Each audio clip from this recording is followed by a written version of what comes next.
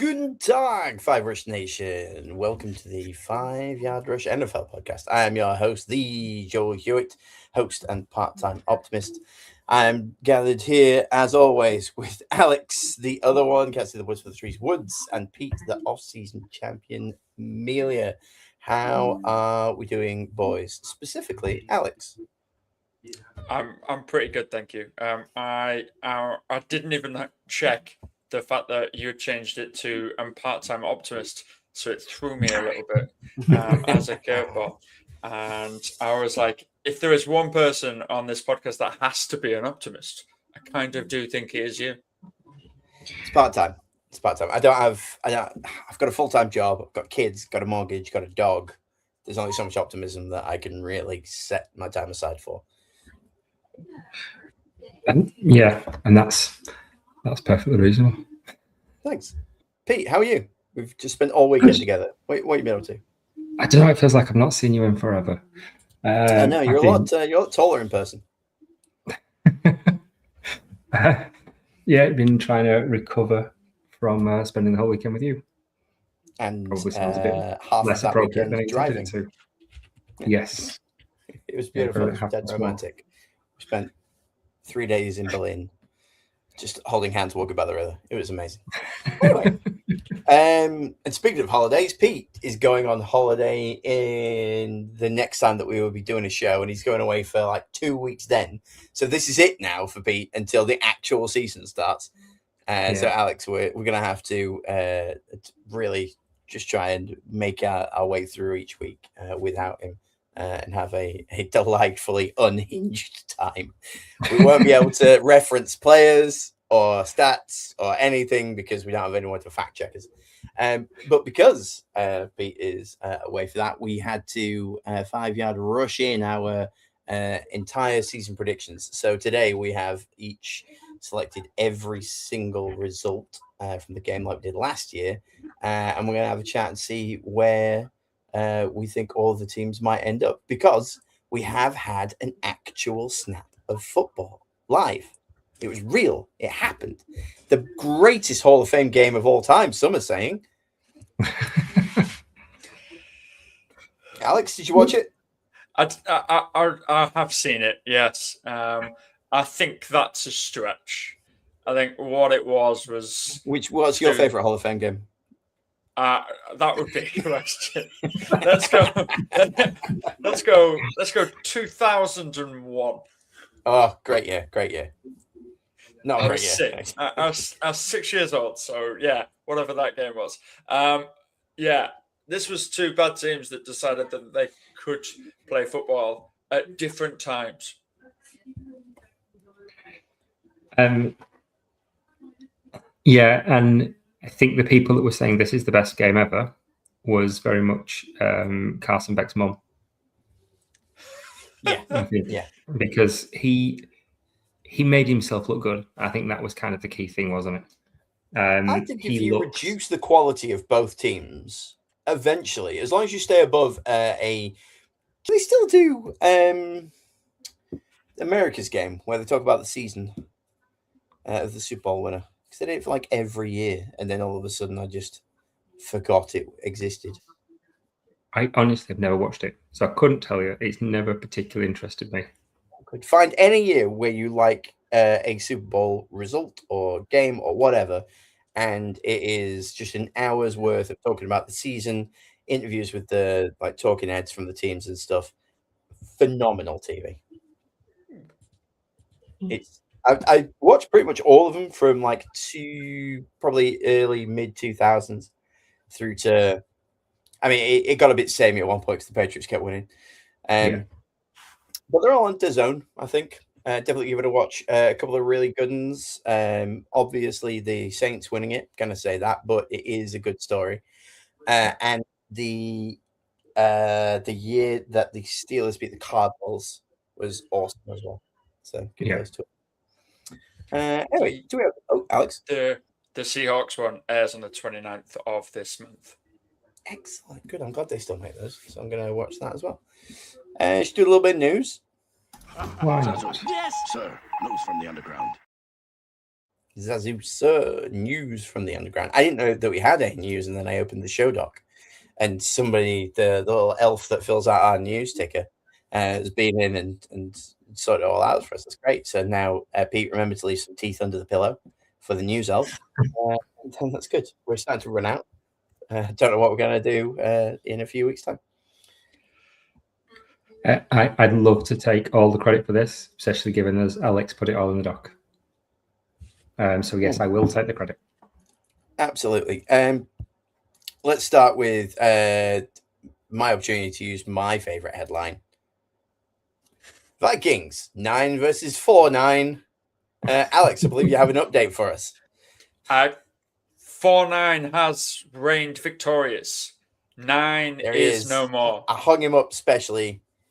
Yeah, boy, your friend of mine, Kyler, probably has a middle name Murray, has won the starting job for the Minnesota Vikings. And I'm pleased for him. I found this an interesting one because I think JJ McCarthy still flashed last year. I know everybody was like, oh, he's the worst player in the league. He's terrible. He's not very good. They won 60% of the games that he started at quarterback. He started 10 games, they won 6. Like, it's not horrendous. But you can prove anything with numbers, mate. But I mean, it's his first year. He's coming back from a really, really bad injury, which lost his rookie season. I think Kyler's right, and my fantasy football teams where I've drafted an awful lot of Kyler Murray definitely think it's right. I'm all in on Kyler Murray this year because I knew he was going to win it. It always felt like a sham of a QB competition. I don't know if you felt the same, Alex. Yeah, it was always going to be the veteran that has done this. That's why they brought him in, was to show it. And from the beginning of this offseason, when it was the whole classroom drama where, oh, yeah, no, we really get on together as a team. And then Nan comes out and he goes, no, we don't talk to each other. I hate that guy. I absolutely despise him. Don't want to talk to him. That's a direct quote, by the way. and it was immediately the narrative changed from, oh, is JJ McCarthy the scrappy underdog and we can maybe do this, to, oh, no, Kyler Murray's the professional and realistically the only choice. And then we've seen all the footage from camp and it is, no, Kyler Murray is definitely the only choice. So it was more or less, when is this going to happen?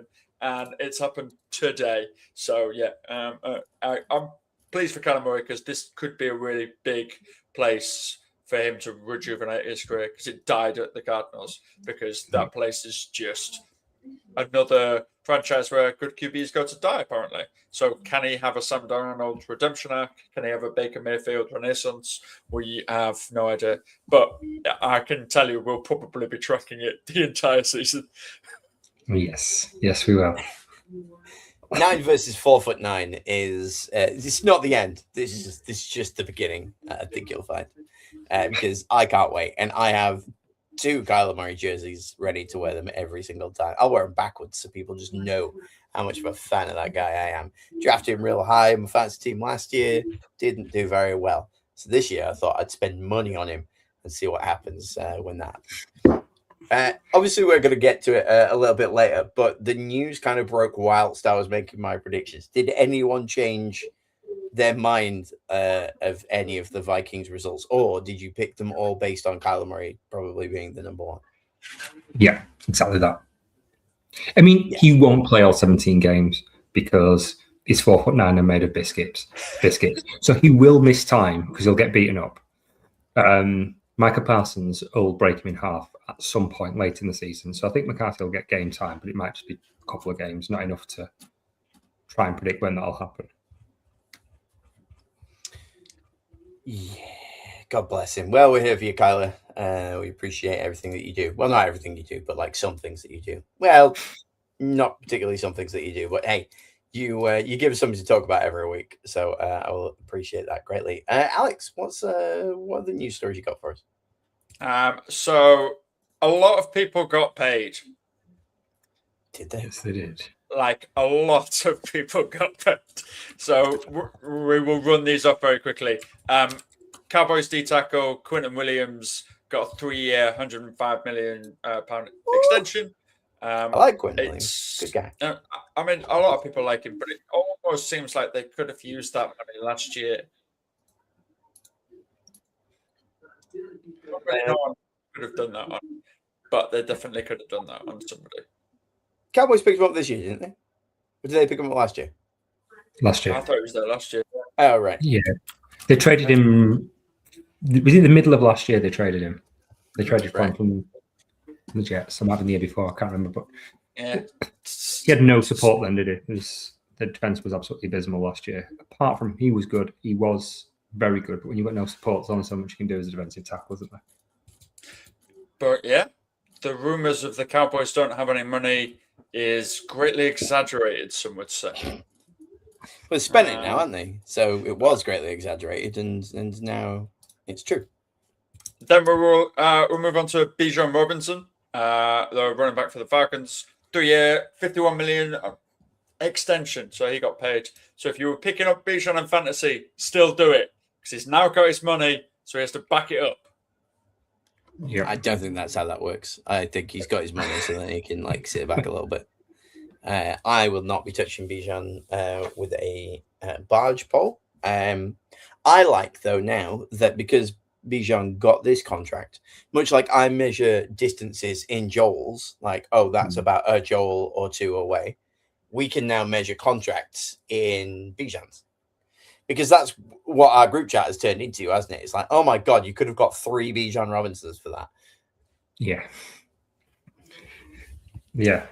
When we were talking about that for the Zay Flowers contract as well. So we're like, oh, yeah, we didn't put Zay Flowers in there, did we? I'm just doing it now because I definitely hadn't put it in before.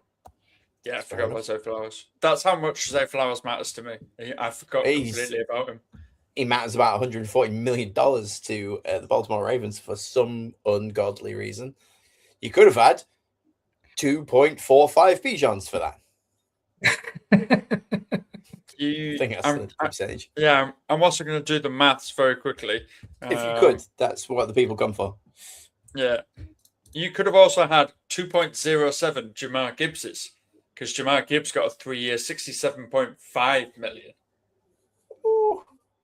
Is it Gibbs's? Is it Gibbs I? Is it just Gibbs? Gibbons, sorry. Yeah. Okay. Yeah. So, yeah. Which was really quite weird and funny because in our group chat, Bijan Robinson got paid. And then literally 20 minutes after Pete put it in, I posted, yeah, he's definitely going to get paid somewhere else because the Lions can't afford to extend him. And then about an hour after that, the Lions extended him. Yeah. They took offense to our private group chat. Like, oh, Alex from that one podcast with tens of viewers, not gonna pay any money for Jahmyr Gibbs, are we? Well, we'll see about that, sir. We already got rid of Sonic and or Knuckles, whichever one the other one was. I don't know which way around they are. Is Gibbs Sonic? It was Gibbs is Sonic. It was Knuckles. Yeah. Okay. Yeah. Do they have a Tails? I guess that's Isaiah Pacheco now. Yeah. Unless he's Amy. Could be Amy. Yeah. The big hammer. Anyone else get paid? I'm going to leave Pete to talk about Darnell Wright because I don't really know a lot about that man. So I'm not really sure. There's a lot of offensive line news in general, I think. From a contract point of view, Darnell Wright, he became the highest paid offensive tackle, offensive lineman ever. 4 years, $116 million and $93 million guaranteed. Well worth it as well. He was Brian Pohl's first draft pick. 3 years in, he's earned that money. He was second team All-Pro at right tackle last year. And if you look at the competition for right tackle, he's got a strong case to be the best in the league, given that Lane Johnson is retiring at the end of this year, which is, I guess, spoiler. It's his last. He said it's his last season in Philadelphia. Cool. Penei Sewell has just moved across to left tackle for the Lions. Joe Alt, hopefully he's not encumbered from the injury, but we just don't know. But obviously, he's Darnell Wright's very young. He's very good, incredibly strong. Just if you get the chance, just watch highlights because he's funny. Like he picks people up and just body slams them with one arm. Literally, like DeMarcus Lawrence, he just picks up with one hand and just slammed him down. He's an absolute mountain of a man, and he's really, really good. So yeah, well worth the money, and he'll be underpaid soon because that's just how these contracts seem to go. Similarly, another highly drafted tackle was Peter Skoronski, who was drafted by the Tennessee Titans. Now he then pivoted and he's a guard, so he's playing as an interior lineman, and he just got drafted as well. 4 years, 100 million, 88 guaranteed, so a little bit less, and that's probably indicative of the fact that he had to move into guard. So still very, very good though. If you've got a player that is, I think he was like a top 10 pick for the Titans at tackle. I'm sure he was drafted really, really high from memory. To then be saying, yeah, I'm going to be getting that second contract at that money is worth it, because the line is the most important, particularly with a rookie quarterback. The Titans, or a young quarterback. The Titans this week, somehow, somewhere, I've seen about 4 different hype videos for the Titans. They're everyone, not everyone, but like they're being touted by the online community as the underdoggiest underdog you've ever seen in your entire life, and we should watch out for them. Apparently, you've got a lot of people that really wanted Canal Tate in their dynasty drafts. They've got really hyped about it. They took Cam Ward last year, first overall in, it's probably second overall in Superflex drafts. So they've got going to pay out. Yeah, and Cam did start to improve the back end of last year, and it's a relatively open division, isn't it? You don't see a lot. It's there to be won, I think. Yeah, I was struggling with picking Jags, Colts, and Titans games most of the time. The Texans were easy. It was either clearly they're going to win, or that's a shame. Your opponent is better than you. Whereas the other 3, it was very much until they went. Do you know what the hardest choice is? Deciding who's worse out of the Colts and the Titans right now, or who's best. It depends, half. Yeah, that's a difficult decision, that, isn't it? I think I ended up splitting them because I was like, look, I'm going to choose you this time, and then I'll choose the other guy next time, because I just like the second team coach at school. Right, that's fine. Yes, you played last week. Yes. Okay. It is really funny that then videos are coming out now, because like when they drafted the number 1 overall pick that was Cam Ward, there was none of this. No. There was absolutely none of this. Like, I think it was his rookie season this year. Absolutely. He might be up for Offensive Rookie of the Year. Just saying. Like, people have forgotten that much. That Cam Ward will still get a nod. Is an outside shot for Comeback Player of the Year.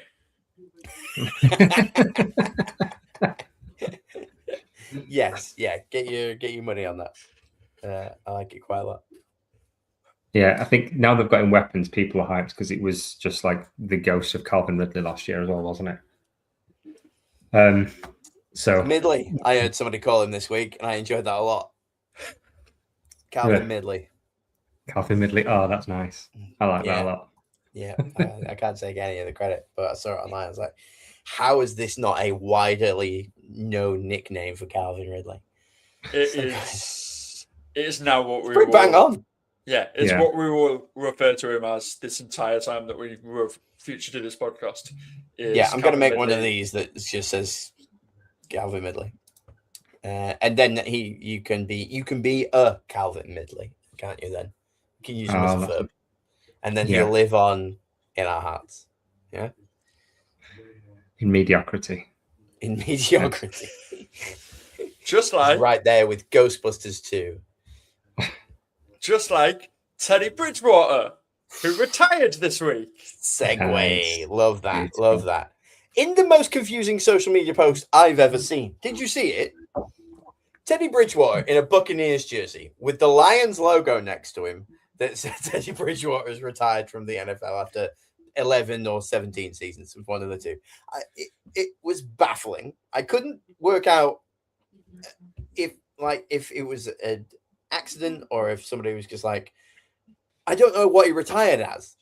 I didn't remember him on either of those teams. Well, if you remember, was it the middle of last season? He was like a high school coach. Yes. And they just brought him out of being a high school coach because they needed a warm body. Yeah, Who brought him out from being a high The school coach? Lions. Or the Bucks? No, it was the Lions. Yeah, it was the Lions. he- I don't know why why is he's he- got Bucks jersey on in the thing. I've got no It's idea. amazing. Did It the Lions, makes- did the Bucks draft him? No, it wasn't. It was Vikings.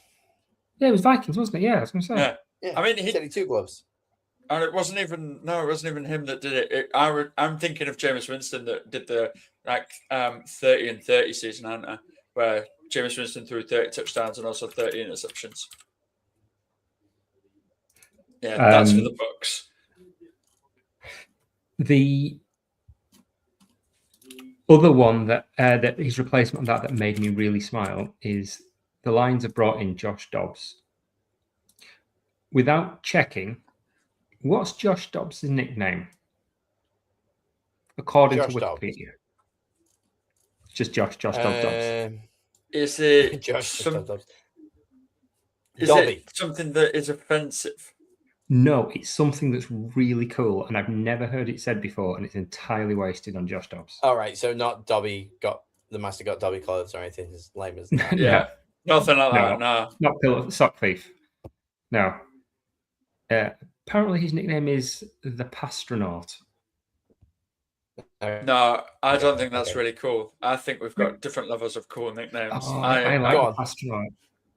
No, really hate that. I remember that. Really? I remember that. Like Rich Eisen kept calling him it and everything. Yeah. He was getting games, weren't he?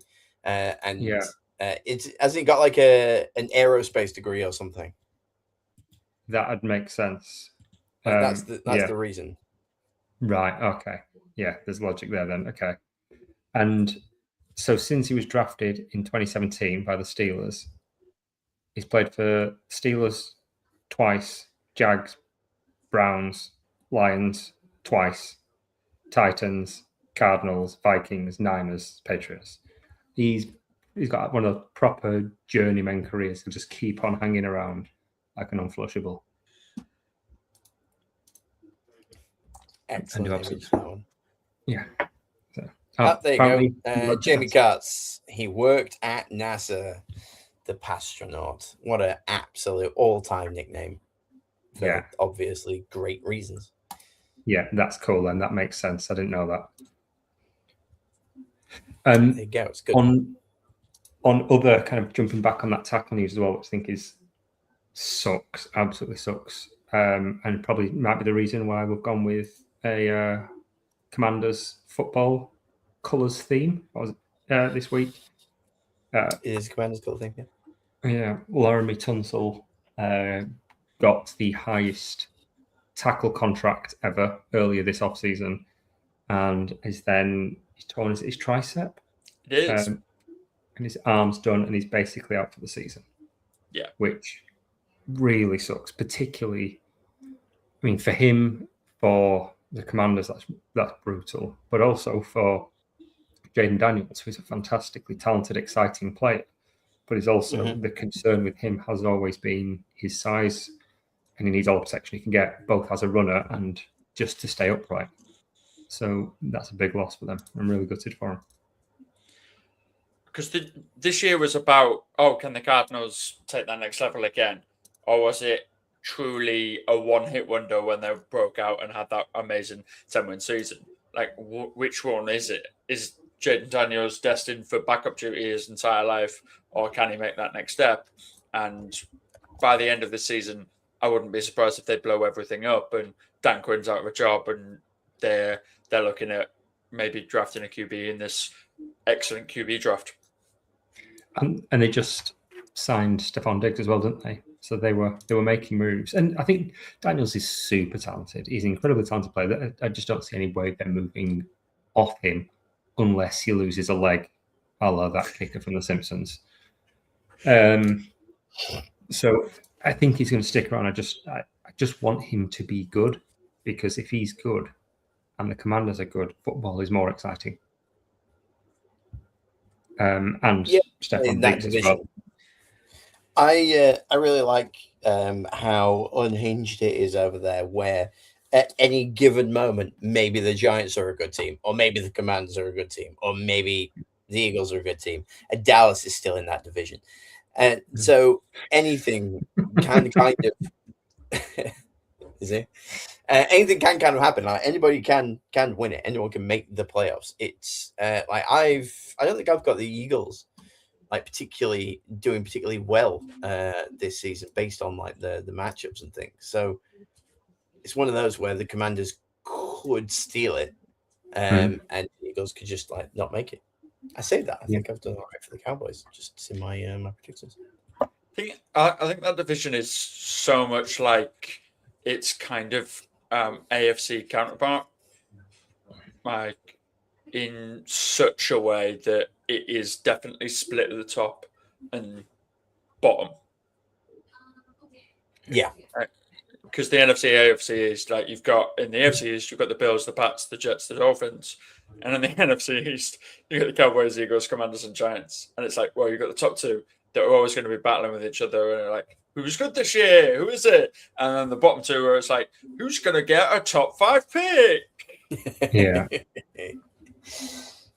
yeah, and the Commanders could be either of those. To be fair, like it could be you're either getting a top 5 pick or you're in the playoffs, baby. And there's no in between. You're not like almost. It's that's the only chance that you've got.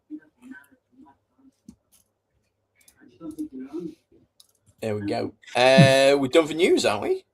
I think, yeah. Incredible. Not a lot going on, but we're about to because we're coming into the actual preseason and all of the good stuff. Pete, you're not going to be here for our anniversary, which is next week. We're 3 days early from the annual anniversary. Yeah, I guess it will be at that point. Yeah. As opposed to those other anniversaries. Oh, I suppose you could have. Yeah.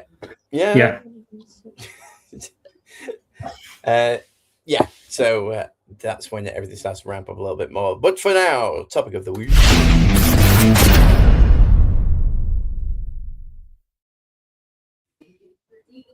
For anybody that wasn't with us at the beginning of today, topic of the week is we are spoiling the entire NFL season.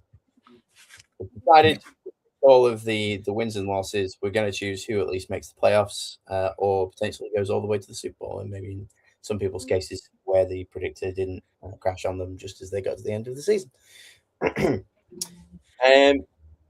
How do we want to do this? Do you want to go by division? Yes, but on one condition. We don't start with the East.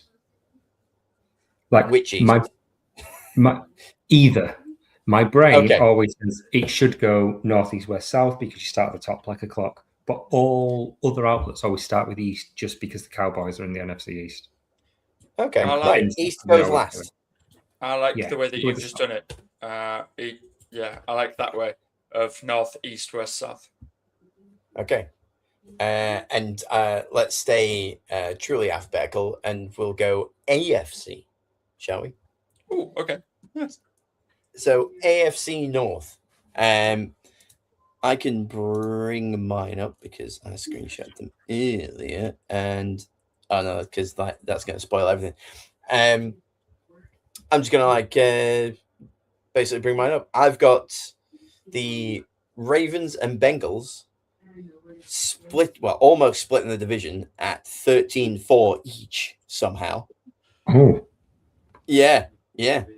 And the Steelers at a real good retirement 7-10 for Aaron Rodgers. See you later, mate. And the Browns, I only gave them 2 because I think they play the Jets. And there is another team where it's like, well, I guess Cleveland wins this one. So yeah, I didn't see that Bengals result coming, to be honest with you. The Ravens, Bengals, and Steelers, I've got them all going 4-2 in the division. I've got the Browns not winning a single divisional game. Who's at the top of yours, Pete? I've got the Ravens winning, but I have this as being the worst division in football this year. Wow. I think this is going to be a shambles. I've got the Ravens winning and topping that at 10-7. Gosh. So you've got the Saints with 12 plus wins.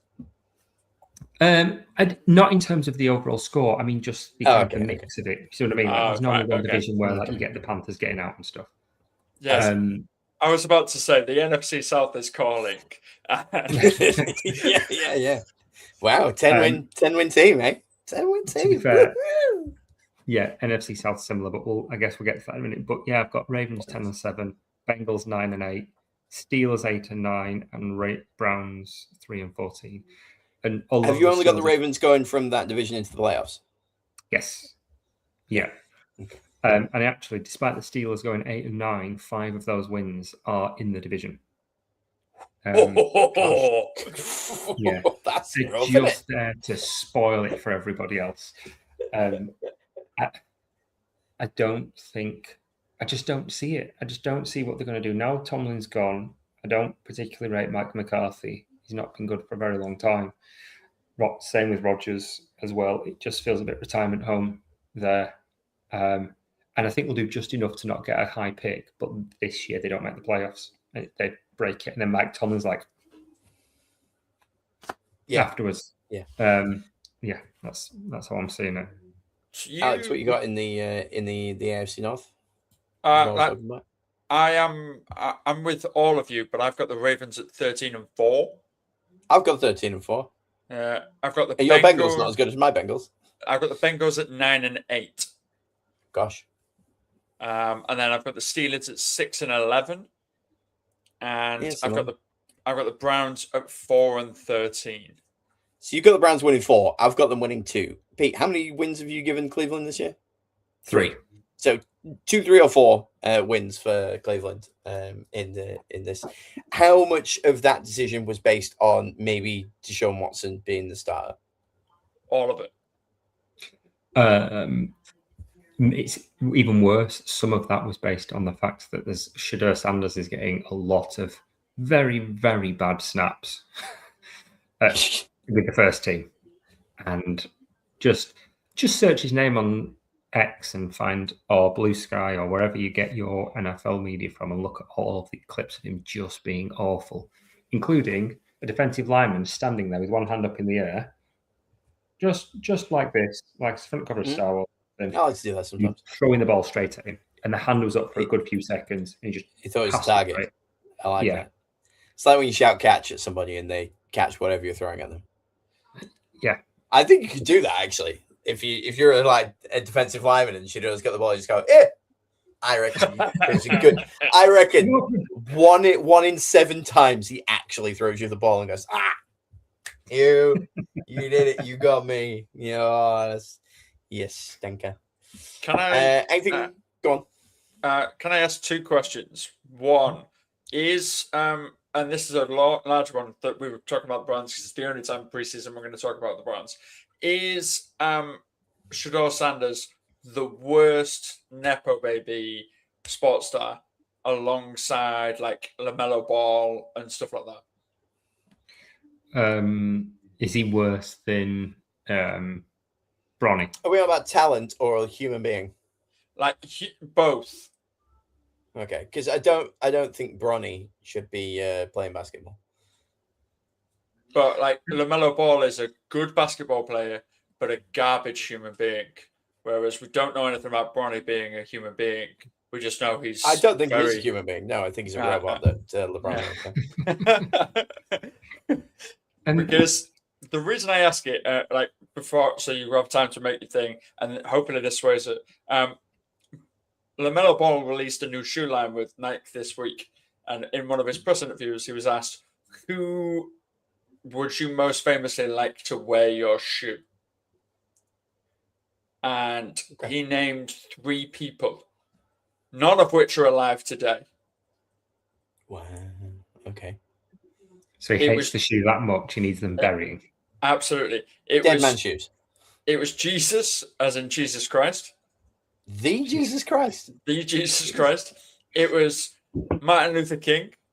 MLK. Yeah. And Malcolm X. There were his 3 choices of famous people. I tell you what, shoes. As a 3-on-3 team, I wouldn't like to go up against them, Alex. I don't care whose shoes they're wearing. Can you imagine? Ooh. Oh, Yeah, wow. that's Well, good shout, I reckon. My second question is, and it's not to criticize Pete's thing whatsoever. I am just curious because I'm looking at my own now, and you said you were giving 5 wins to the Steelers for other against division rivals, right? Yeah. Is the other win coming at the Falcons week 1? Where's that other win coming from? Because I'm only looking given at them this now. Well, I've given the Steelers 7 wins. Yeah, because I'm circling this New Orleans week 7 game, and I'm also looking Paris. at that They're one. winning Saint Denis, sir. I've got the Steelers winning 8, so they've got another 3 games. Right. 3 wins elsewhere. Wow. I think Right, okay. I think they've got enough there that they come up against a poor team. They can find a way.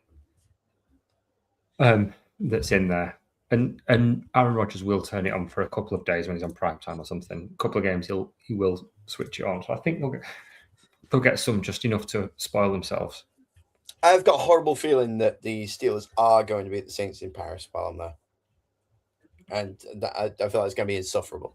Because clearly the Saints are going to have the home crowd because of the connection to Paris and everything. And I think Aaron Rodgers is such a stick in the mud that he's going to try so hard to ruin everyone else's fun. And yeah, I've got a horrible feeling. And not out of skill, I think just out of spite. He's going to really, really try and win that game. We'll stick with the Norths. And we'll just jump across because then I can remember what we've actually done. Oh, no, wait. Do you want to stay in division? Do you want to go northeast? Okay. So now we're on to the east where, Alex, come on, you go first. I went first last time. I have the Buffalo Bills winning the division with 11-6. Only 11 wins. Okay. Only 11 wins. I have the New England Patriots winning, coming second with 10-7. Okay. I then have the New York Jets getting 6 wins, and I have the Miami Dolphins getting 5. Wow. Yeah. The 6 wins for the Jets. Yes. Show your work. This is. So I think the Jets will win week 1 against Tennessee. I think they win week 5 against Cleveland. I think they win week 7 against Miami, week 8 against Vegas, week 15. Mendoza's going to be in by week 8. Arizona, and week 12 against Miami. There's your 6. Wow. Gosh. Yeah, no. That's a no from me, dog. I give him 2. I give him 2 wins, the Jets, and I'm looking at their season now, and I can't find them. It may have been the Dolphins. They've traded because one of the Dolphins come off a bye, and the other I'm going to. Oh, I think no, because I had the Bills still needing to keep the wins up by week 18. I have no idea where. Oh, they're playing the Cardinals. Yeah. So I gave them the Cardinals, and I think they trade wins with the Dolphins. I gave them my division: Bills, Patriots, Dolphins, Jets. But I gave the Dolphins 2 wins, the Jets 2 wins, Bills 15-2, and the Patriots 11-6.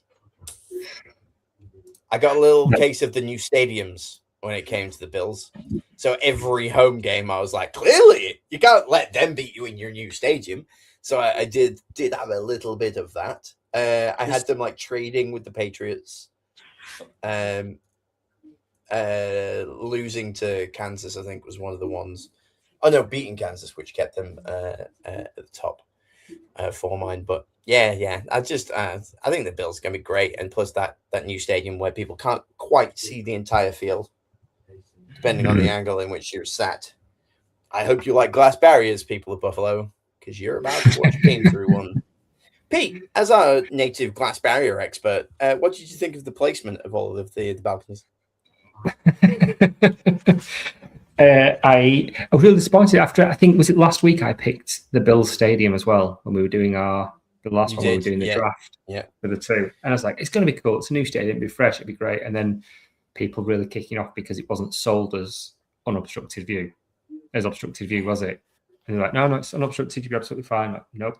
There's no reason for it. Emirates has unobstructed views and that's 20 years old. Everton's just got one that's 50 odd thousand seats and has got no obstructed views. So does the Tottenham Hotspur Stadium. Say again? Tottenham Hotspur Stadium does. Spurs Stadium has no obstructed views. The new camp, however, does. That's the only issue.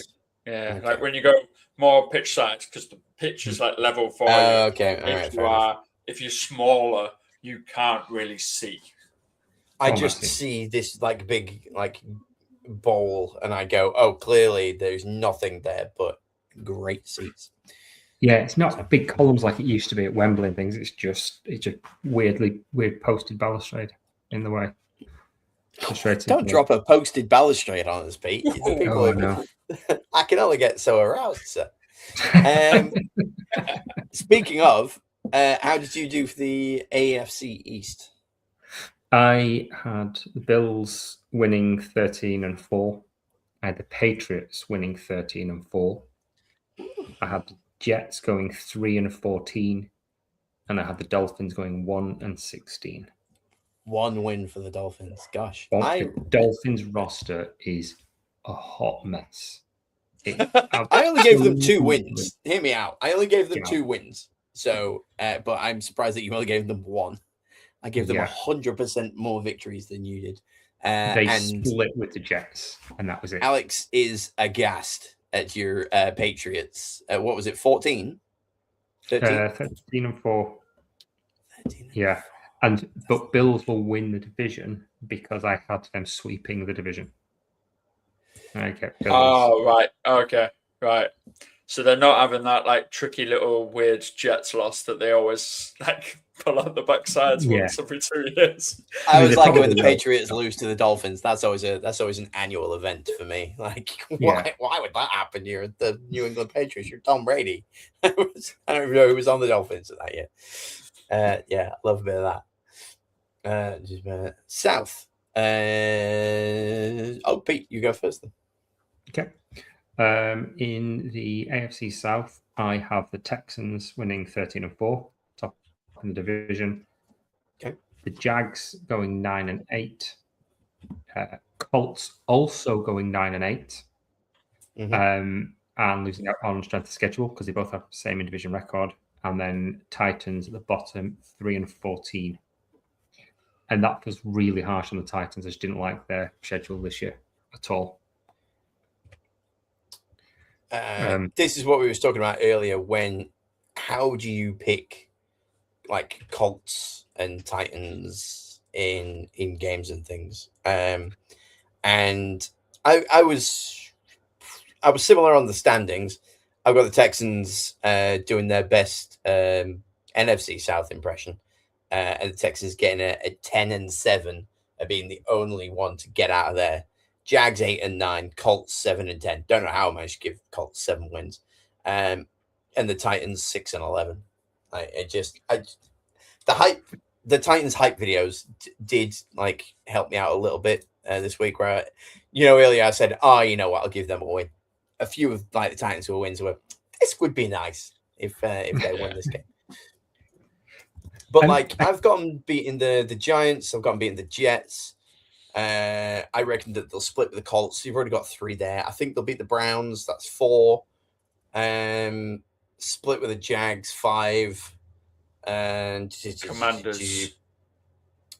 I think I had them beating the Raiders because I think at that point in the season, in week 16, there's nothing for the Raiders to play for on my bracket. So they're starting to wind down, and the Texans don't.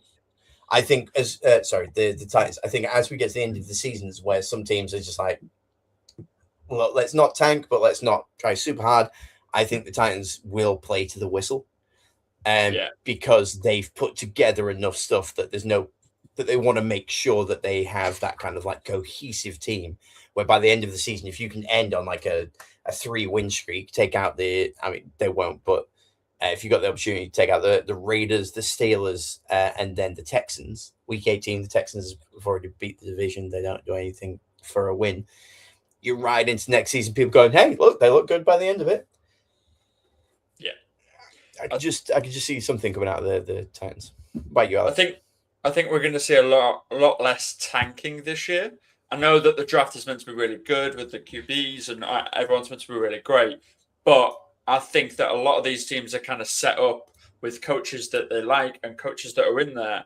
They're seeing this set up and going, oh, if I do really badly this year and I go for a draft pick that the organization wants me to, they're going to get rid of me. And then they're going to hire these new hotshot offensive coordinators that everyone wants to see and do it that way. And I'm becoming obsolete. So we're going to do our very best and make sure that is. So I don't think we'll have any tanking. I have also got the Texans winning the division, but I think they are going to be incredible. Yeah. I really do. I do on defense. I don't believe in Stroud just yet. I'll eat crow if he's good though. I think they're going to be really, really good.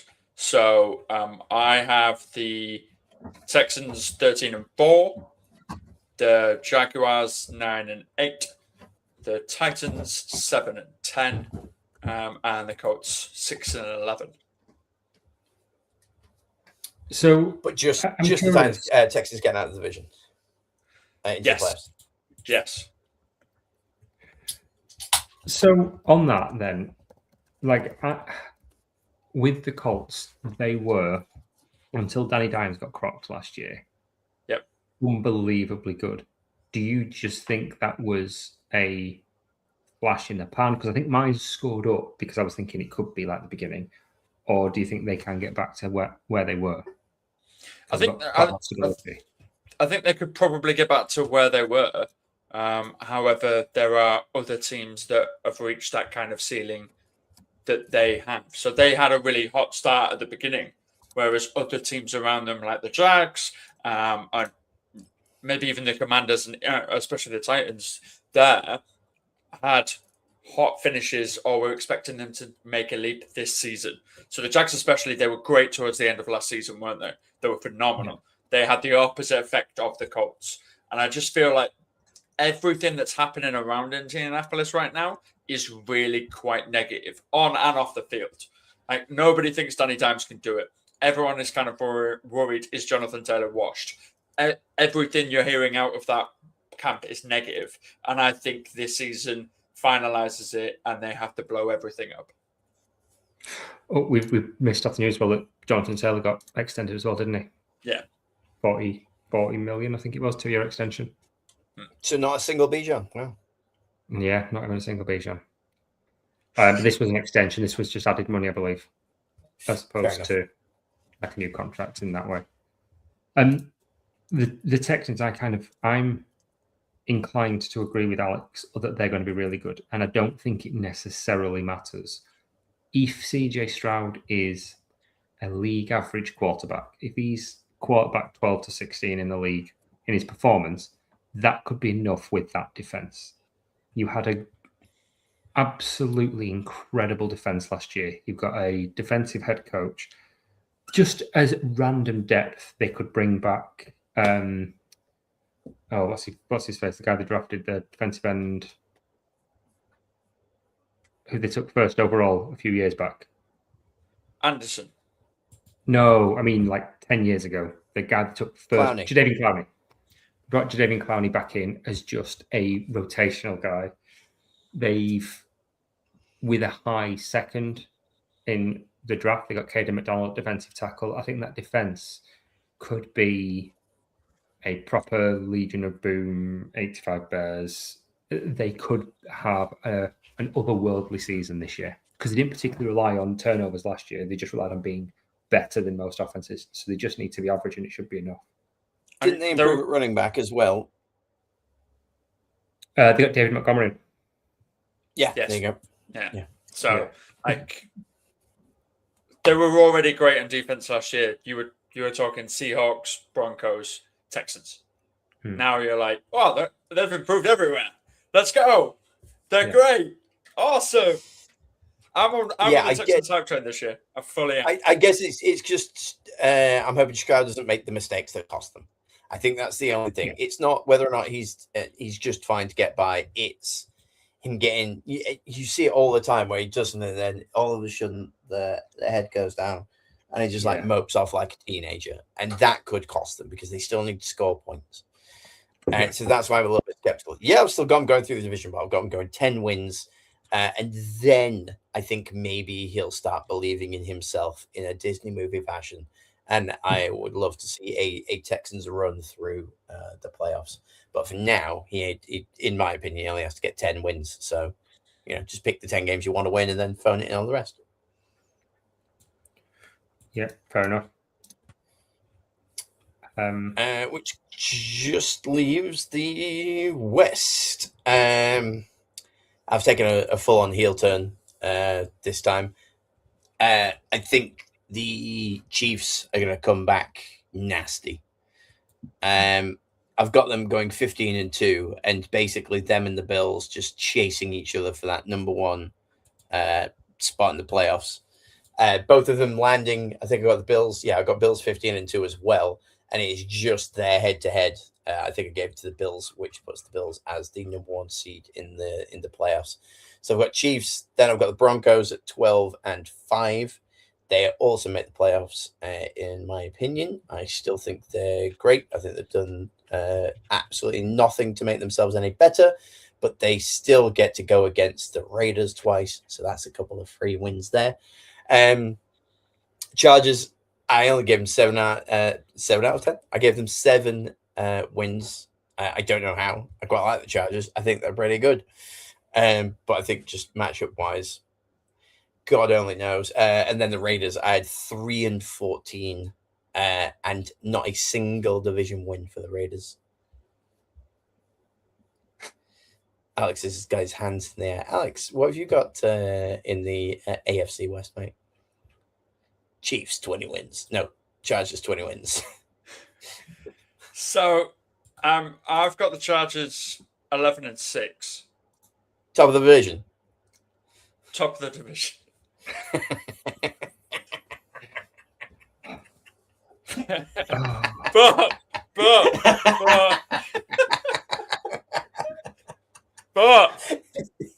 But you only need 11 wins to win the AFC West this year, people. Just 11 is easy.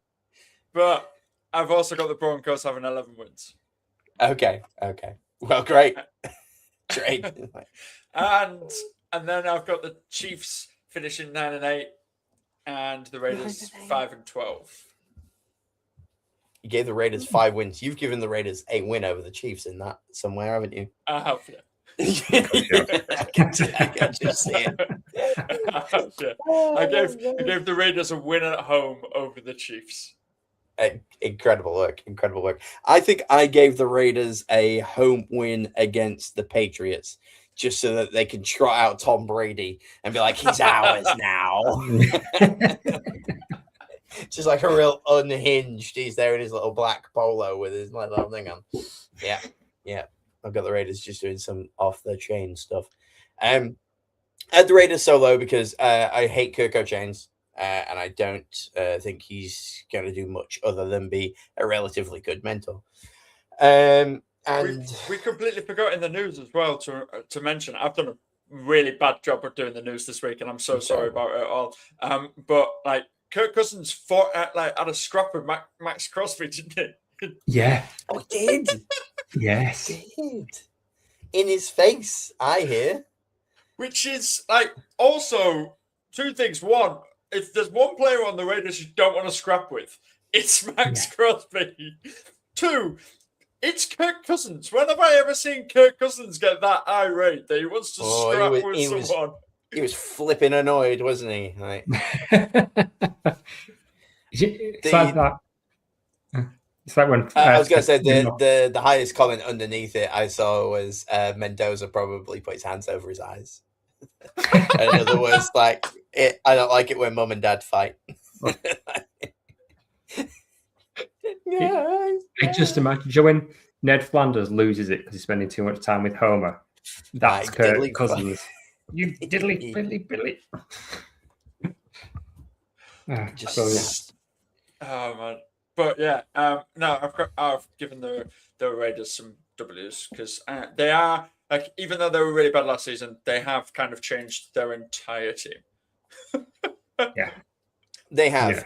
Week And one coach. against the Dolphins. Have you given them a win? Let me just double check. Give me 2 seconds. Oh, have you actually got your list of things? Yeah, I've got like where it is. Yes, yeah, I've given them a winner against the Dolphins. Yeah, I didn't. I did. I gave them the Patriots just because I think that'd be funny. I gave them the Jets, and obviously gave them the Cardinals in Week 17. So the Raiders' schedule is brutal, isn't it? It's brutal. It's really bad. So I gave them Miami, and then I gave them Week 9 against San Francisco because I thought by Week 9 all of San Francisco's players would be gone. Yeah, Niners are coming off a bye though, so everyone gets 1 week to heal up. Absolutely hit that Pokemon fair. Center. I also gave them Week 12 against the Browns. Okay, yeah. And then I have them finishing with 3. Somehow I've got them finishing three back-to-back wins to finish the season. Week 16 for the Tennessee Titans, Week 17 for the Arizona Cardinals, and Week 18 for the Kansas City Chiefs. The Chiefs, in my made-up scenario, the Chiefs were going to bench a lot of their players and give the Raiders a win, but I already had the Bills at 15 wins on the season. Right, yeah. So the Chiefs couldn't sit anybody by the time it got to Week 18. They had to put out a full squad in order to try and get that number one. They still didn't. They ended 15-2 as well as the Bills getting the head-to-head. I like this division because mine is completely different to both of yours. Yeah, go on. What's yours, mate? And also, I'm going to preface this by saying that when I do this, you have an idea in your head of which teams you think are good and which teams you aren't. And then you just go through and you do it week by week. This is the game. Who do I think will win at this point? And then you get some surprises at the end. So I have the Broncos going 14-3, and they get the 1 seed in the AFC. The 1 seed? Yeah, the 1 seed goes to the Broncos. That's probably going to be, yeah. Oof. Chiefs going 11-6, just because I think it might take a couple of weeks for Mahomes to get up to speed. The Raiders going 5-12, and the Chargers, bottom of the division, going 5-12. And I thought I was hyped for the Chargers. I just couldn't pick them in so few games. I just couldn't pick them. And I like I said, Alex is just changing his Bears picks. Just give it a sec. And it's one of those things as well. It's like an ongoing joke that I'm a secret Chargers fan because I do really like them. I like Harbaugh. I like what they've done with their running back room. I think they should be interesting. It just kind of washed out that they just weren't. It just didn't work for them, and they only won 1 division game, which was one of the problems with that, and which is why they finished below the Raiders. Right. There's your thing is that it's the 1 division game.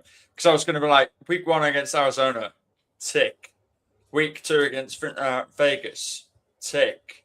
Yes. Week 3 against Buffalo, no. Week 4 against Seattle, no. Week 5 again, it's Broncos at home, yes. Week 6 at Kansas City, no. Yes, because Mahomes is just getting back and it's before the bye. I then have Week 8 at the Rams, which is still at SoFi, but it's after the bye. Hold on. Pat Mahomes is coming off of a bye in Week 6. And he's playing Week 1. You've got fresh Pat Mahomes at home in Week 6 against the Chargers, and you're like, nah. Yeah, absolutely. I think that's why I have worries, because look at that schedule at the beginning. You've got them playing Bills, the Cardinals, Seahawks, Broncos, the Raiders, Chiefs, Rams, 49ers, Ravens, Patriots. It's a long time before it starts to get much better. The back end is really I gave them easy. 7, and that's because they've got the Cardinals. I've given them both goes against the Raiders.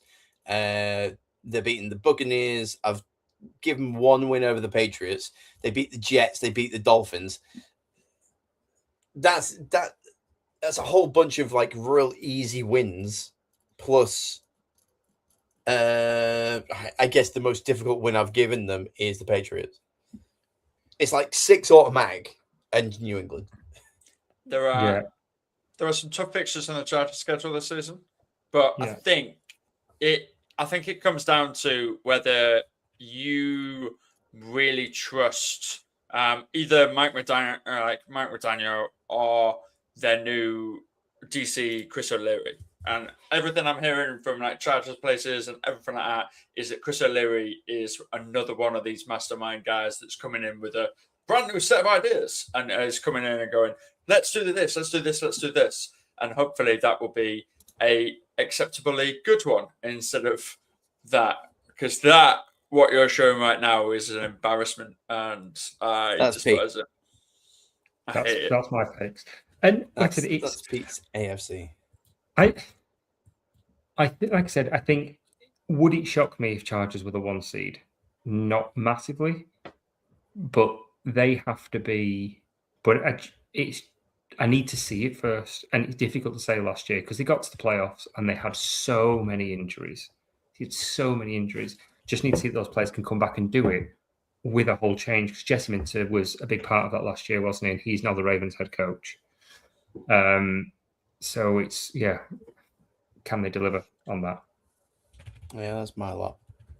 And just so that we know, like my playoffs basically go Bills, Chiefs, Ravens, Texans, Bengals, Broncos, Patriots, and then it's kind of not even close. The Patriots are 3 wins clear of like the next one down, which would be the Jags at 8 and 9. It's a tale of 2 halves, really. This whole thing, because I mean, you've got the Browns, the Jets, the Dolphins, the Raiders, the Titans, all down there, which clearly they're all not going to be great. And then you've got that kind of semi-middle pack, which is Titans, Chargers, Colts, Steelers, Jags, and then you've got playoff teams. Yeah, and that's yeah. clearly how my only difference is Jags in 4 Bengals. Oh yeah, and that's it. I mean, mine's completely different. So yeah, cool. Is it, Alex? Is it, mate? It is just a little bit. I have the Texans finishing in the number 1 seed, and then it's Ravens, Bills, Chargers, Broncos, Patriots, Jaguars. Wow, this will be interesting. It's going to be an interesting year. Yeah. On to the better side of the NFL. Let's go over to the more interesting every single year NFC. And we'll start north again. I forgot who did I go for? I went first now. So second up will be Alex. Your NFC North. No wins for the Bears. Oh wow! So NFC North. Revenge game from Alex here. I have gone the Chicago Bears 13-4.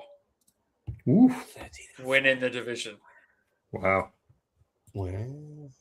I have gone the Detroit Lions 13-4. 13-4. But not winning the division. Lovely. Okay. I have the Detroit Packers at 10-7. Detroit Packers? Yeah, the Detroit Packers. The Green Bay Packers. It's got my side. It's got my side. The Green Bay Packers at 10-7, and I have the Minnesota Vikings at 9-8. I have this as the only division in football this year with everyone finishing above 500.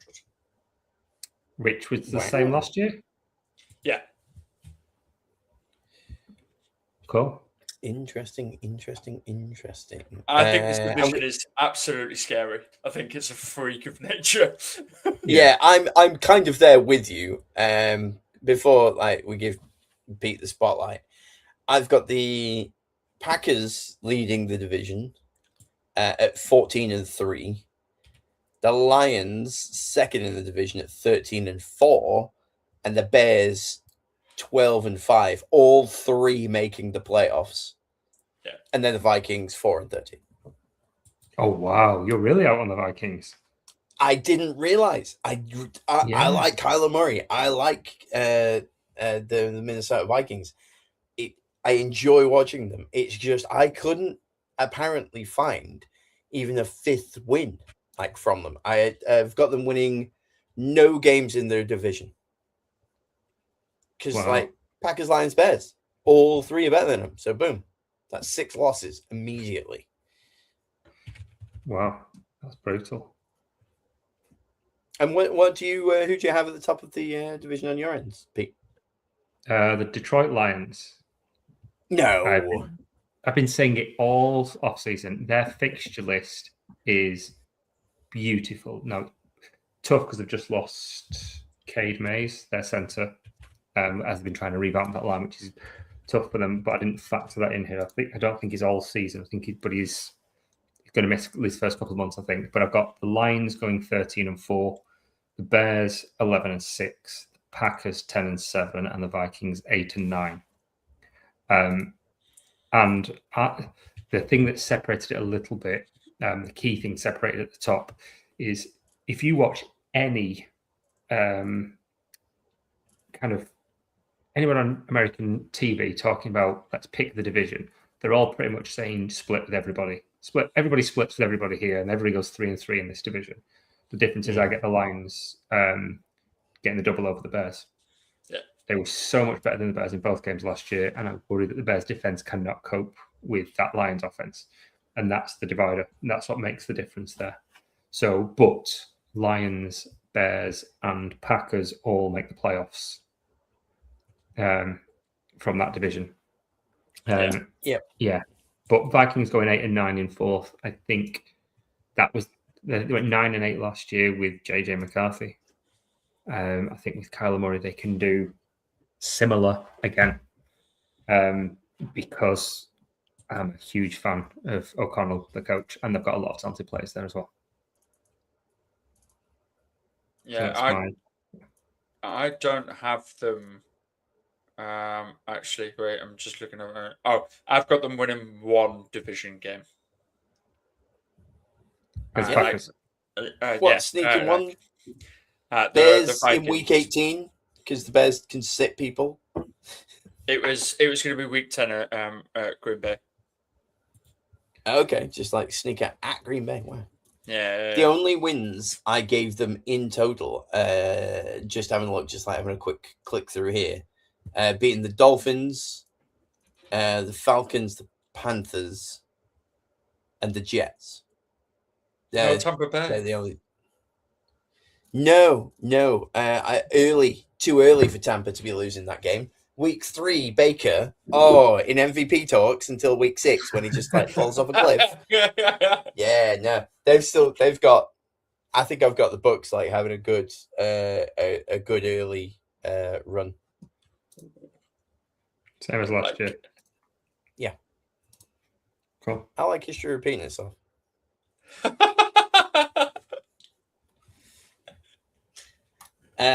Alex, East for you.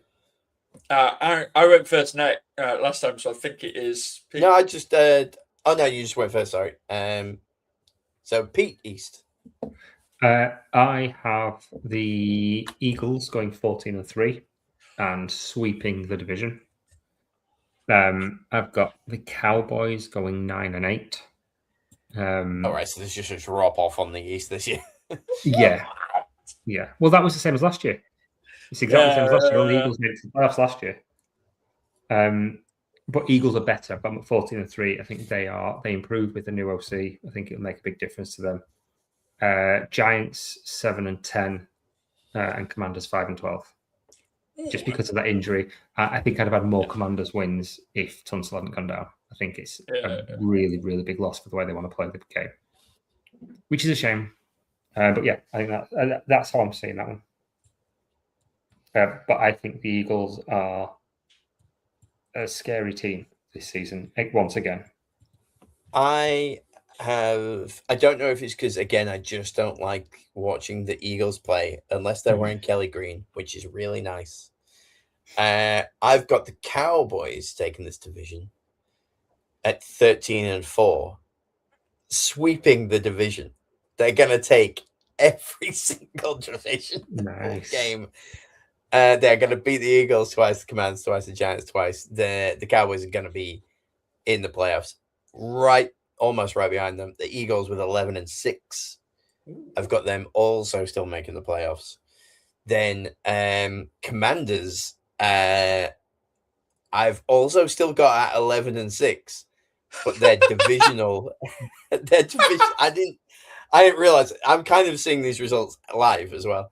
So I gave them 11 wins, and they don't make the playoffs because of the divisional record. And then I've got the Giants only going 4-13. They're your boys. Yeah. Not anymore. Not after that. 4-13. You have to hand in your Giants membership, my friend. I just burn the jersey. I just with the Giants. Who are they going to be in? The Cowboys week 1? No. The Rams? No. The Titans? Maybe. The Cardinals? Yes. Washington? No. The Saints? No. The Texans? No. The Eagles? No. Washington? Maybe. The Jags? No. The Colts? No. The Niners? No. The Seahawks? No. The Browns? Yes. Lions? No.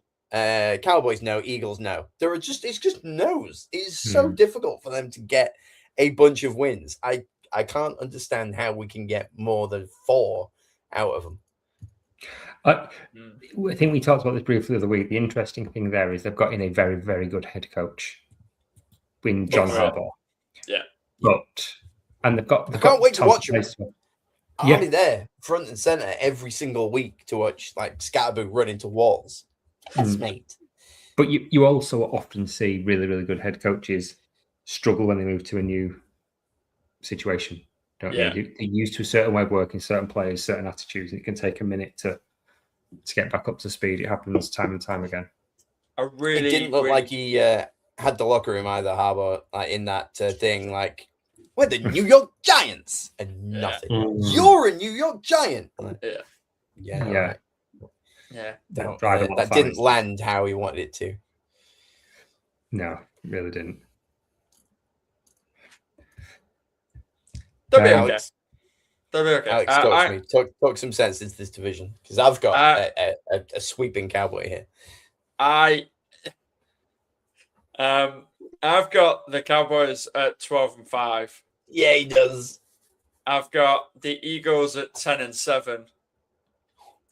I've got the Giants at 7-10, and I've got the Commanders at 6-11.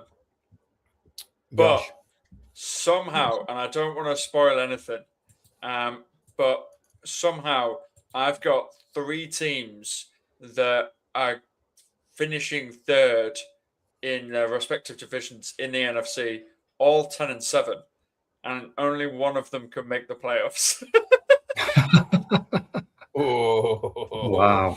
You're in it for the ratings in week 18, aren't you? You're there, so it's must-watch TV. I like that a lot. So according to my results, and according to the head-to-head things, or I don't know the rules of it, but according to the division standings and all of that lot, it's the Packers that make it in. So somehow the Packers made it. So the 10-7 Eagles missed the playoffs. Oh, I like that quite a lot, to be honest. I've got no idea how that happened. And the other team we'll discuss very shortly. But yeah, the 10-7 Eagles I've got missing the playoffs, and the Giants 7-10, and the Commanders 6-11. But I also have the Cowboys doing really well.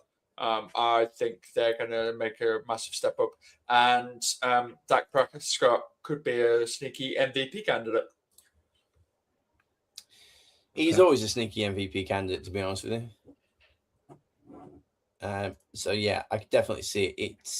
It's just going to be if you need to get a good year out of both Pickens and Lamb for one thing, it can't be one or the other. It's not whose turn is it to have the magic monkey paw. They have to both come out and be enough of a threat to split defenses. Dak's got it. We know he does. Every single person that runs for the Cowboys has a good time. Like you could put me back there, and I still think that I'd manage to, get an average 3-yard carry, that kind of thing. And I'm just, 6'5" me. So yeah, I don't understand how Pete's got the Cowboys so low. Also, like they've got some trash that they're going up against. I know. Apparently, their entire division. Do you remember how shockingly bad they were defensively last year? Yes, all they have to do is immediately improve that entire half of their team, and then they've got it, haven't they? That's all they've got to do. They're just going to one half is done, which means they're halfway there. And if you could just get that halfway better, then you've got a 75% chance of winning. And I'd take a 75% chance of winning every single time. Boom. They win 75% times of their games. You sound like the Weight Watchers lady from Little Britain. Steinerman. Chop the cake in half. It's got half as many calories, so you can eat twice as much. Yeah, absolutely. Yeah. I mean, I was thinking of Paul Rudd from Anchorman, where it was like 75% of the time. It works every time. Speaking of 75% of the time, it works every time. Let me bring up the NFC South, where I'm going to go in reverse order. All right, I don't want to spoil anything. Okay. Oh no, I already put the banner up. In fourth place, the Falcons. Boo. 3-14. Come on. Wow. It's just not happening, is it? It's just not happening, Atlanta. Settle yourselves down. In third place in the NFC South, it's Carolina Panthers. 3-14. That is some drop off. Well, they flashed in the pan last year. I could only find, I think it was a generous 3 as well. All 3 wins. All 3 wins are in the division. They were your boys last year.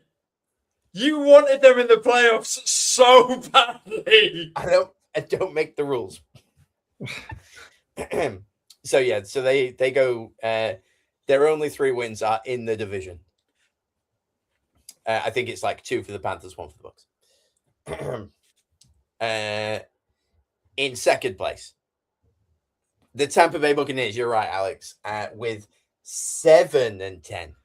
Okay, 7 wins for the Bucs, and then clearly the number 1 spot and the NFC South champs 26-27. New Orleans, Louisiana, with a staggering 9-8 record. But somehow that 9-8 record gives them the 4th seed because it's a division win. Yeah. It's so unhinged. I love it so much. I don't even have a list of like who I give the wins and losses to. But I've got like the Saints going 3-3 in the division. I've got the Panthers going 3-3 in the division. I've got the Bucs going 5-1 in the division, and still only coming up second place for 7 wins. Wow. Yep. Wow. I mean, colour me shocked. Yeah. I think this is more. I only gave the Saints 9 wins, all right, and that is a perfect NFC South playoff contender, a 9-win and in team. Yes. You don't get double digits in the South. Thank you. I think this is more biased than me giving the Chargers 11 wins. That is insane. I barely put the Saints over 500, and you're like, what? The bias on this guy.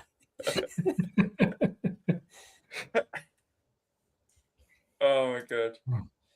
Wild.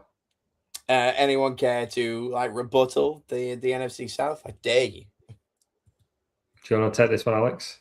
Go on, Uh, Alex. What you got? You can go in whatever order you like. Do you want reverse order again? Go on, give a reverse order. So in reverse order, I have the New Orleans Saints with 6-11. Oh! New Orleans 6 wins. 6-11. And then 6 wins could almost win this division, I'll have you know. It So could almost win this division. be careful. Anyone watching this, let's not please get it twisted. This division is garbage. It's So hot, it's my smelly favorite thing ever. garbage. It's awful. So the New Orleans Saints 6-11. Playoffs, baby. The Atlanta Falcons 6-11. That's awesome. Thank you. The Tampa Bay Buccaneers 7-10, and the Carolina Panthers 9-8. 9-8 takes the division. People thought I was crazy giving a 9-8 win. Yeah, I don't think this is going to be a very thing. But here's the thing. I think this is the only division in football where any one of them 4 teams could win it and none of us would be shocked. Yes, 100%. 100%. And I think you'll see a theme with mine as well. And we might as well just tackle that and then we put them all in together. Go. Because in 4th place with 5-12, I've got the Atlanta Falcons. Yes, thank you. There we go. Talking sense. 3rd place with 6-11, I've got the Carolina Panthers. Yep, that makes sense. In 2nd place with 8-9, I've got the New Orleans Saints. Whoa, 8 and 9. 8-9. Oh, he didn't even give us a win season. With 9-8, because it is written, though it must be so. The Buccaneers win 9-8, and on the final day. The dividing factor on that is that they get a double over the Saints, and that's what wins it for them. Yeah. Okay. And like you said, you're right. It's 100% the case because I've got Falcons last. Joel has, I think you had them 2nd last. No, I had the Falcons last. Tua and Penix, just going to be an absolute clown show. Yeah, they are, but I think Stefanski can do something, and they've got the best weapons in that division. They have the best division. When you've got Drake London, Kyle Pitts, Bijan, they've just got another decent wide receiver as well, whose name's escaping me. Bullets don't kill people, Pete. Guns kill people. Rappers do. What are you going to do? Throw a shotgun shell at somebody? No. They brought in Zachary Branch, but OZ back, and my worry for the Falcons, and which is why I've got them at the bottom, is they're 2 really, really good defensive ends that they had who were fantastic last year. One of them just got really badly injured, and the other one might be like going to prison or something. Or certainly missing time. He's almost certainly going to miss time. So that's the fear there. But Tua is capable of not being completely garbage. He can be an average quarterback. And with those weapons, that might be enough to get them, crawl them off there. I'm just not 100% seeing it. I think with Tua, it depends if he plays all games. Yeah, he won't. He absolutely won't. So then who's their backup? That, I think, Penix is the question. Right. So, yeah, I think Penix can pull one out and do one occasionally as a last chance solo. But I think the issue is they want to be a running team, but they're going to be down quite a lot. So they can't really be a running team. Yeah. There is that. Yeah. If that defense was healthy, then you'd think maybe they've got a chance here because they've got more talent than just those defensive ends. But they've got talent across that defense, and they do just want to be able to control it. And they've got a good coach for that as well. Stefanski was a good running coach in Browns, and he's used to playing on terrible teams that are losing. So maybe that'll help. Yeah, it's fascinating because I'm really high on the Saints, I thought, this year. But I think I'm probably just a bit more high on them for fantasy. Because Olave and Tyson and Tyler Shook look good, but there's also that slight feather. It could have just been, he looked good in the way of, I think he can push on and be good. And there's a lot of that is kind of forecasting what he could be rather than saying, yes, we're definitely seeing this is 100% a good quarterback. It's maybe he'll take a step in the next year. We've seen he's got the tools there. And I've drafted him a lot in fantasy football, but doesn't always translate.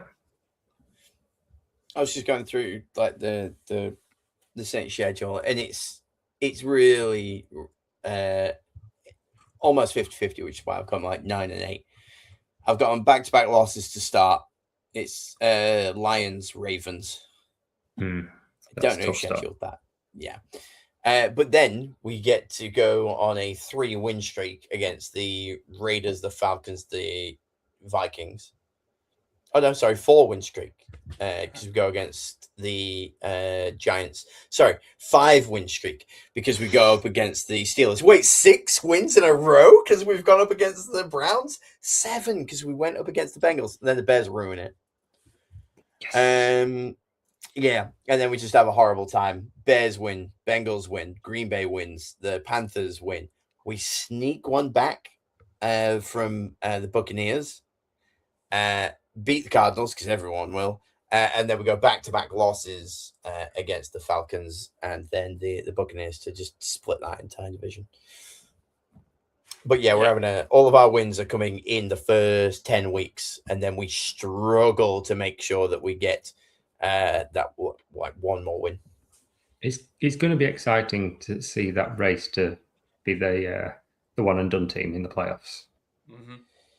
Yeah, to be the Calvin Midley of the NFL. Right, this is really going to be something good. Yeah, lovely stuff. Because like 4th seed, I don't know if you guys like got into your playoff brackets. I didn't, unfortunately. I did. Yeah, I might have to. You didn't have the Saints making the playoffs, did you? But you did have the Buccaneers, didn't you? Yes. So in your bracket, the Bucs would go up against who in the wildcard round?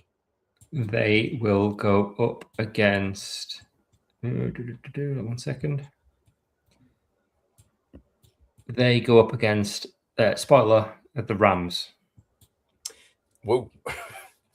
How? You haven't got the Rams winning the division? Nope. That's why I said it's a spoiler. Jesus Christ, Pete. All right. Jesus. Alex, bring us home. We have to talk about this. The NFC West. I have the Rams finishing 14-3. Bang on. Absolutely, yes. How have you got them in the division? Great question. I have clean. Oh, I've gone 5-1. I think I gave the Seahawks through my bone late on. I think so the one that I was debating, I think, was week 18 because they play the Seahawks week 18. That's the one I gave the Seahawks in the final week because the Rams had locked up the number 1 seed in mine, like by a country mile. Yeah. So yeah, I gave them the Seahawks. Whereas I've got the Bears down their throat. I got the Bears and Lions down their throat, so I needed that one there. So yeah, I've got the Rams 14-3. I've got the Seahawks 11-6. I've got the 49ers 10-7. Same. And I've got the Arizona Cardinals 1-16. Oh, you gave them a win. I did. We were bang on. Absolutely, like lockstep. I've got the Cardinals because I like a no-win season this year. It's the Cards. Mine's remarkably similar, to be fair. I've got Cardinals 1-16. Okay. And that one win means they don't get the 1 seed. Okay. The Niners in 3rd, 10-7. The Rams 2nd, 13-4. And the Seahawks winning 14-3. Ooh. Okay. Yeah. Who have you given the Cardinals a win to? I think it might be the Jets Fins or the Jets. Probably against the Jets, yeah. Mine's the Jets after the bye. I give nothing. Absolutely nothing. Right.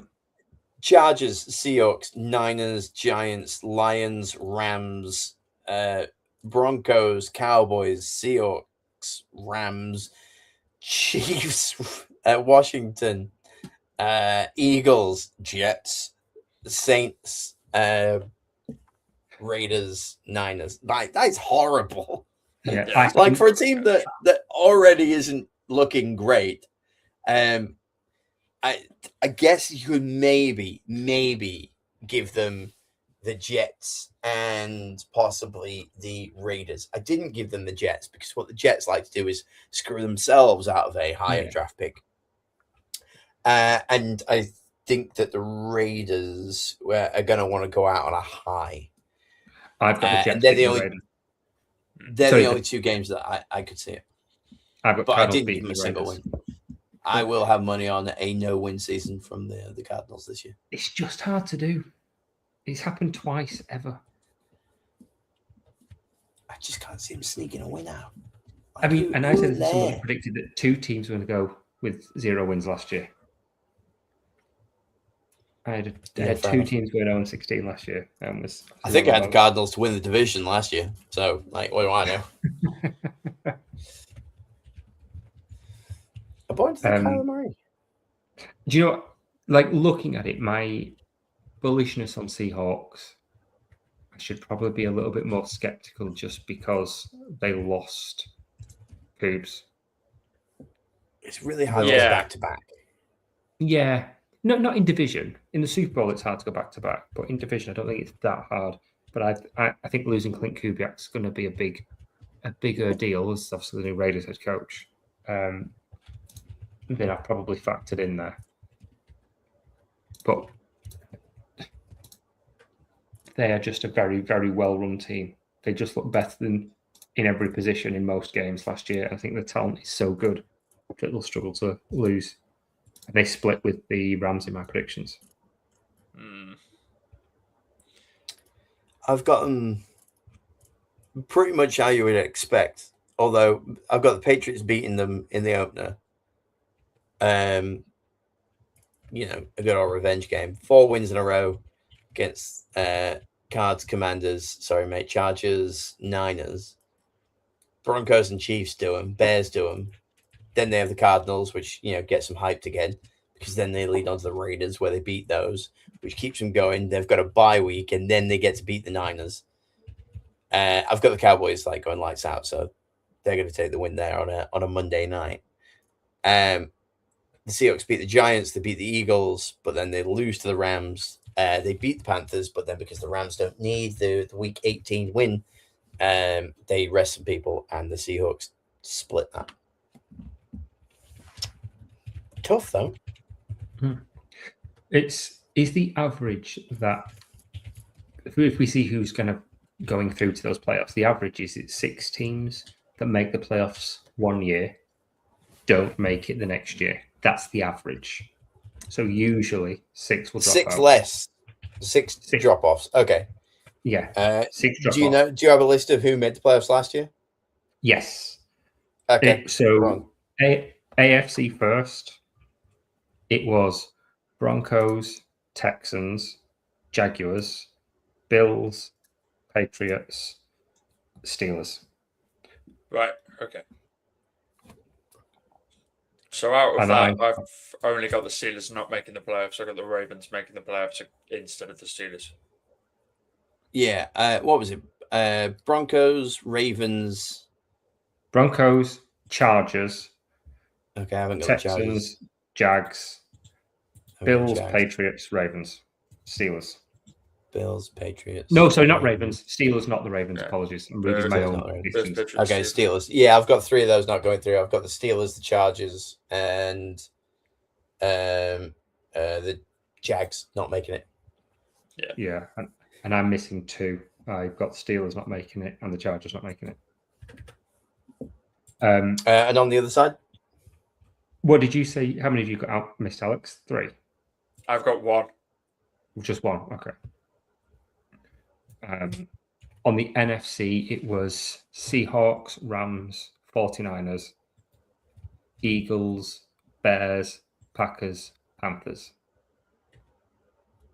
obviously I've got 3 over there as well. I've got Panthers, I've got Seahawks, and do you say Niners?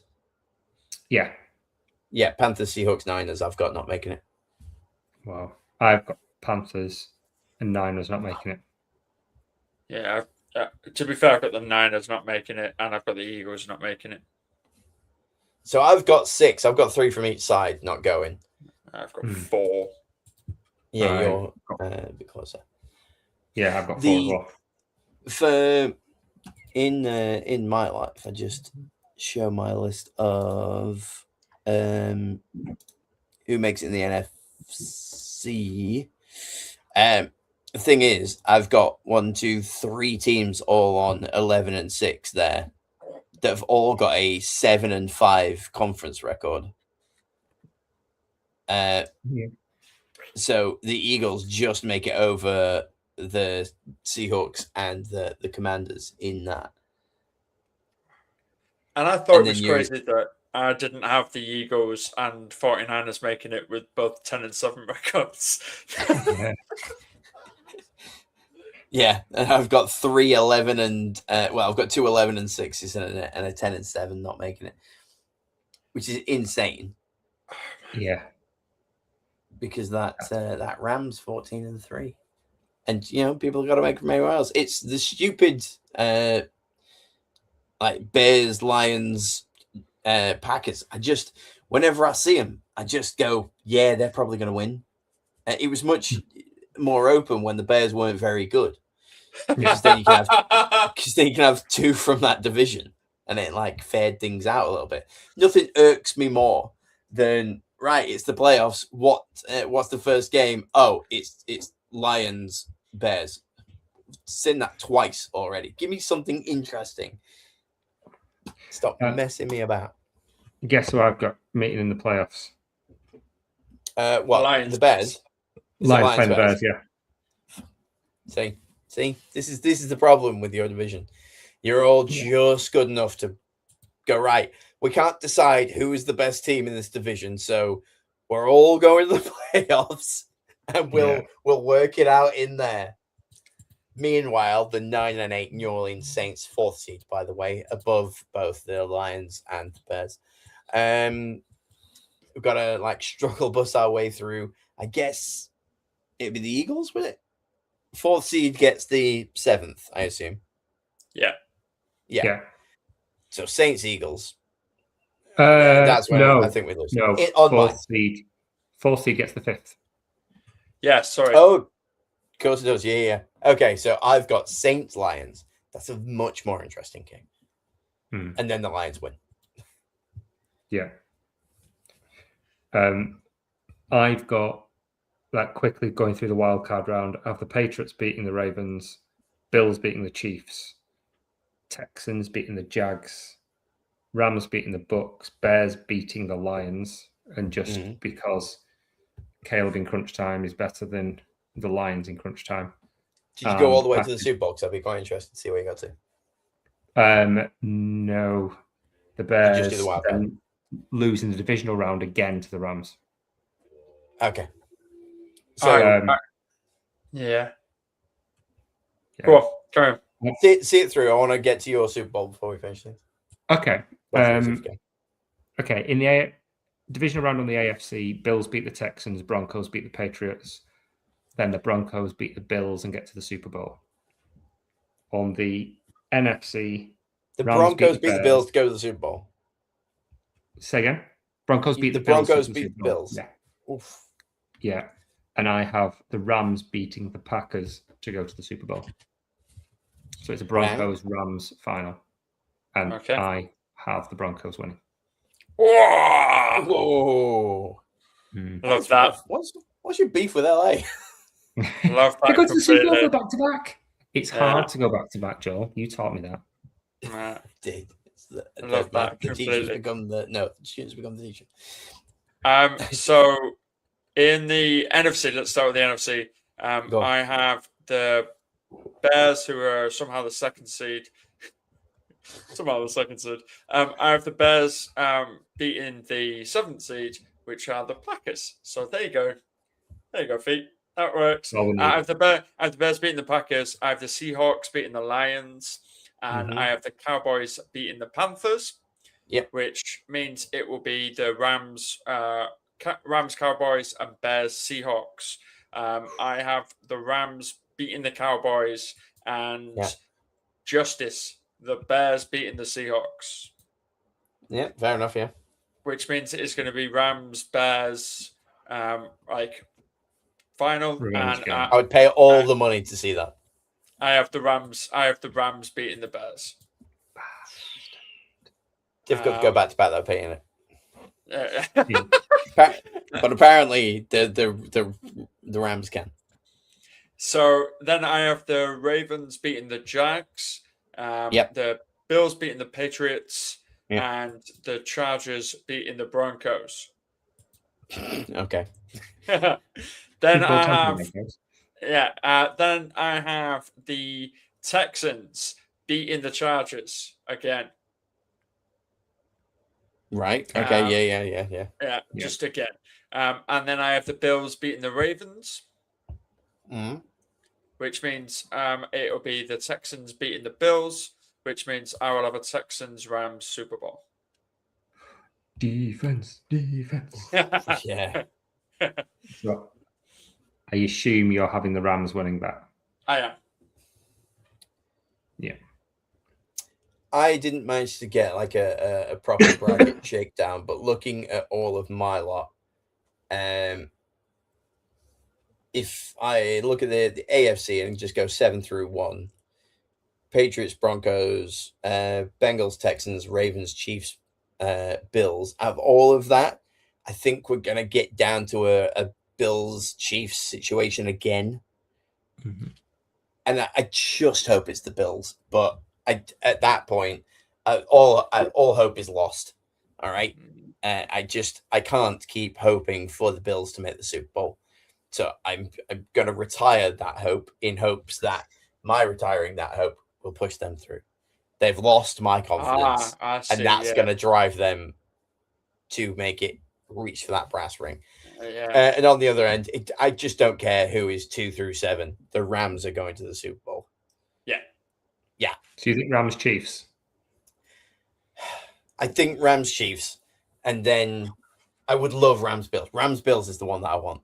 I've got the Bills as the 1 seed. I've got the Rams as the 1 seed, and I want that to go ahead because I think that would be incredibly fun. Because I don't think they play each other this year either, do they? No. So can you imagine they don't meet at all, and you finally get that kind of thing? They pull Aaron Donald out of retirement to go up against Josh Allen. No, they do. It's week 5. Oh, do they? Whoa, Super Bowl preview, even better. Yeah. So That could spin anything, mate. That'd be like that. You'd hope for a Super Bowl like that. Was it a Thursday night football game?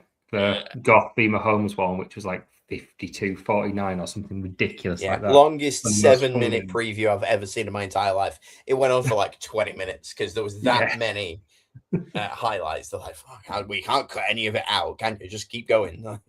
Yeah. What a game that was. Yes. Cool. Yes, it was. Okay, I guess so. Before the season starts, I will set up the Pick'em and Flick'em. The winner of last year never reached out, so no prize for you, I'm afraid. But I will put the bat signal out and everybody can join. Pete, I'll make sure that you get the link. And also, before the next show, I think we probably stick together like our MVPs, Offensive Rookie of the Year, Coach of the Year. We'll do our early awards. Pete, I'll send you the list. You send me that, and then we'll read about it on the show. And we'll see if we get a special guest on or not to talk all of these things. But anything else from the Peanut Gallery? I'm excited for this. I think this season is going to be even better than last season was. I can't wait. We're in our sophomore season as well. Got a year under our belt. We know a little bit more than what we're talking about. We've got stuff to reference from previous years. We've got the patter down. We've got tens of more viewers than last year.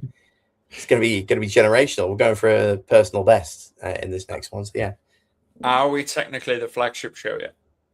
Did you not listen to last week when we had Murph on and we just referred to him as being host of the sister show?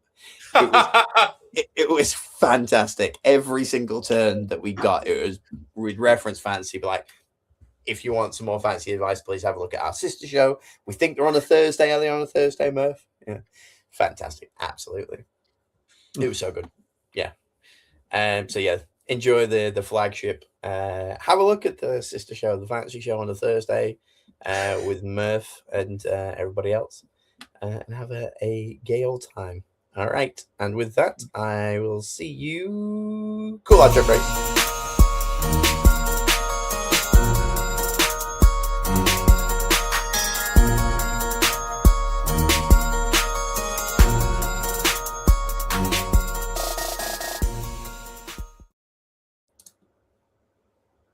Remember, everybody, you got this.